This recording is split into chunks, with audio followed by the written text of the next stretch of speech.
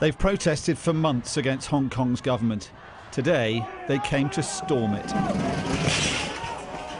trying for hours to batter their way in. Then a moment that could prove pivotal in these protests. For the first time, they breached the citadel and swept through the corridors of power in Hong Kong.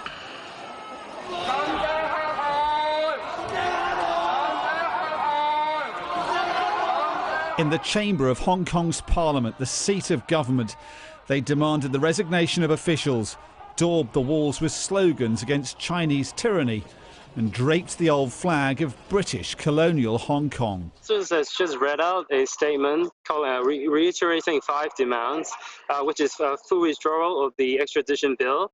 And they also want those protesters who were arrested earlier to be released unconditionally. The day had begun peacefully, but with another massive show of people power. 2 million, say organisers, a quarter of Hong Kong's entire population. And the sense among some of them, this movement is only just getting started. I think this is going to go on for a real long time if the government does not withdraw the bill completely and does not express or have any actual plan to rebuild the communication between the people and its regime. This is a woman people say is not listening to them. Chief Executive Carrie Lam was toasting the anniversary of Hong Kong's handover to China and trying again to sound conciliatory.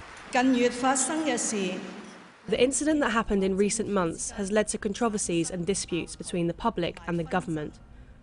This has made me fully realise that I, as a politician, have to remind myself all the time of the need to grasp public sentiments accurately. But outside, the numbers were growing, with protesters determined their voices are heard once more. We want to make government to not try to avoid our voice again, because, you know, we are the future of the Hong Kong citizens, and we have to fight for our future freedom.